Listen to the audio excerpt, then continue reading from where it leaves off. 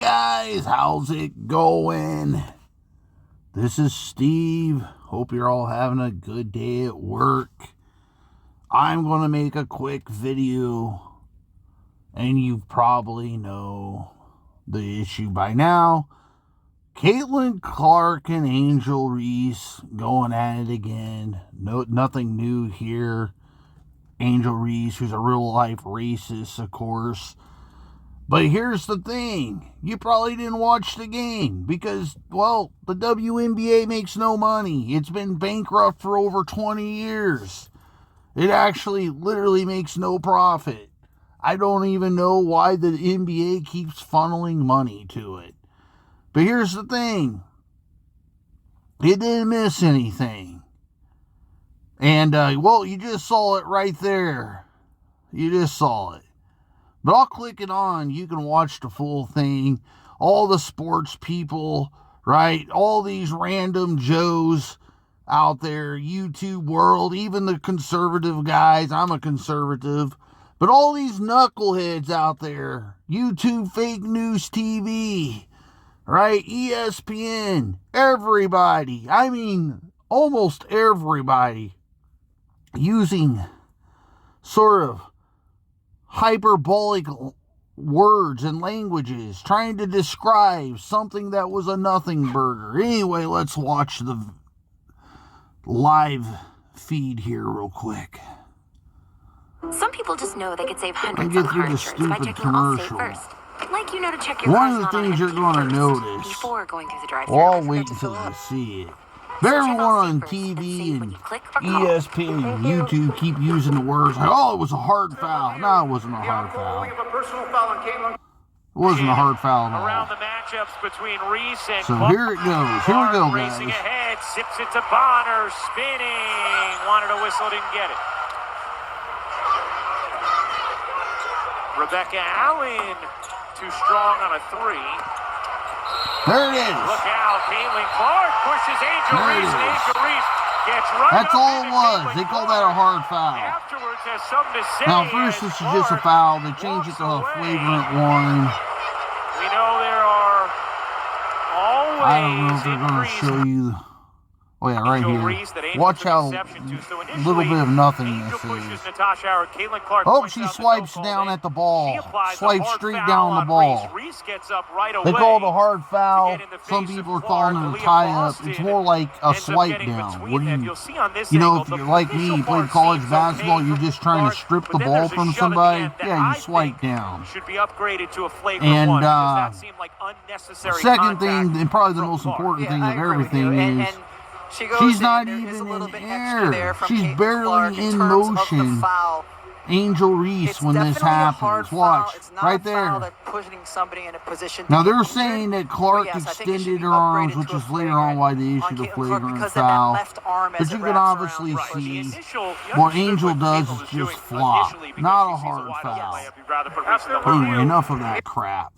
Anyway, that's a dose of reality of today's news, because my point here all the time is the things that you think are true and perceive as being true are oftentimes, well, not that true.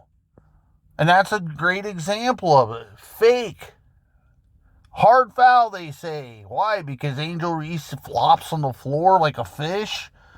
Why? Because Clark swipes down with her right arm onto the ball?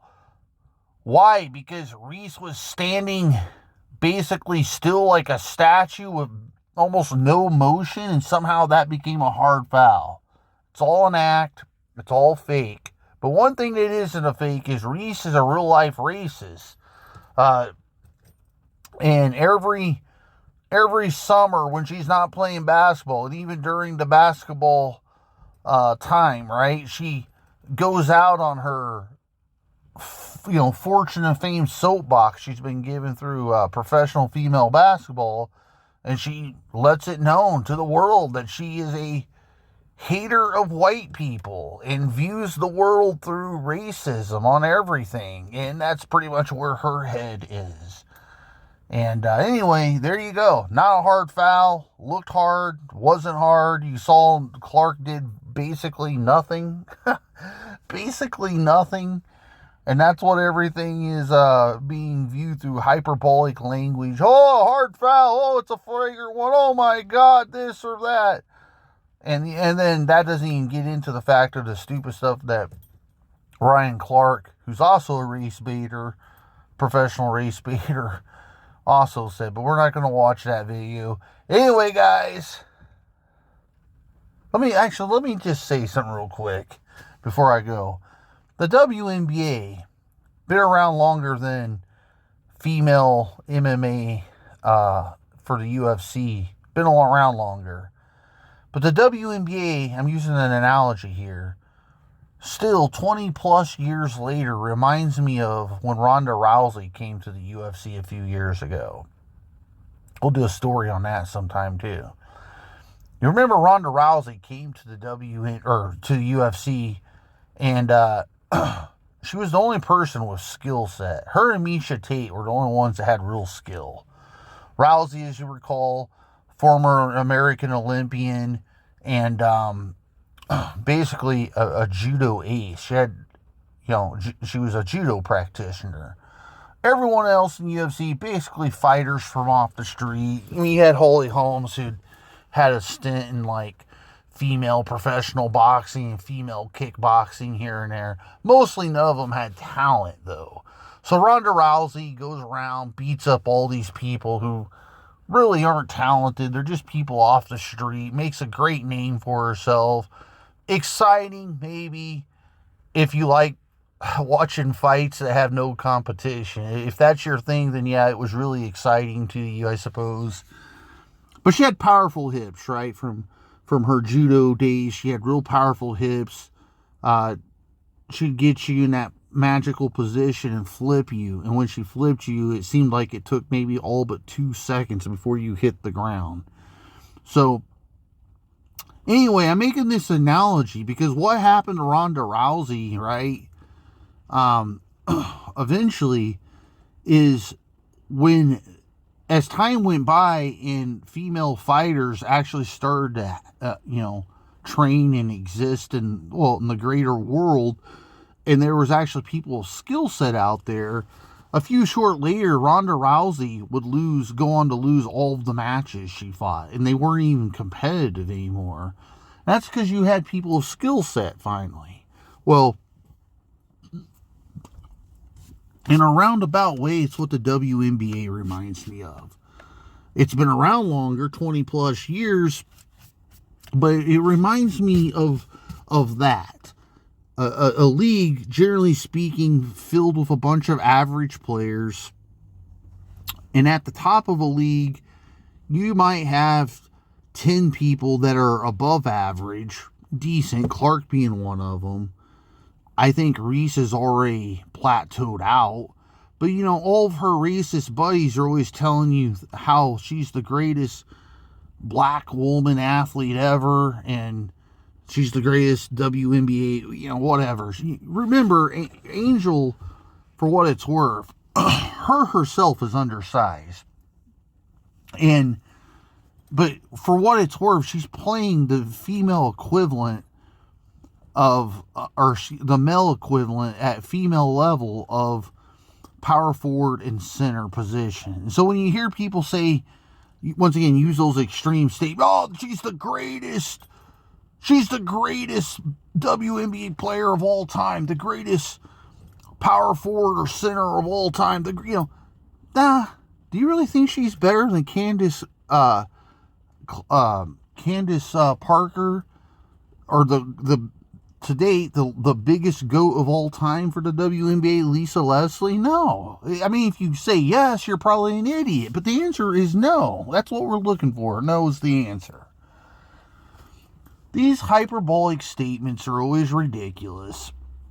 And unfortunately, the WNBA has never really developed. That's kind of why I was using this analogy to the MMA thing. The MMA female stuff did eventually develop, and the WNBA hasn't developed. It has nothing to do with there not being a lot of women playing basketball. It's just generally female sports are really boring to watch.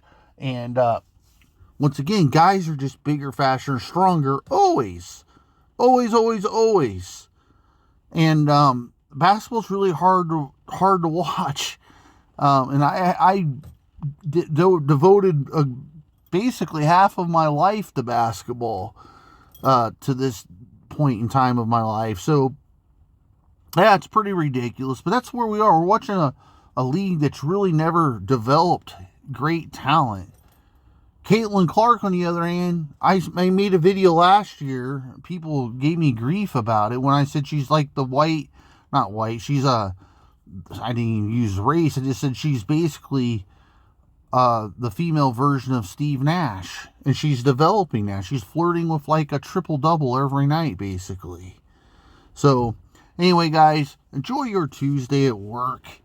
And don't let the professional irritators get under your skin. They're everywhere. Bots galore on the internet. They live here. And literally there is bots, but there's a lot of just low IQ people. Don't let them ruin your day. Enjoy your life. Probably throw your cell phone in the bottom of the ocean. Get rid of it. It's unnecessary distraction. God bless. Have a good day.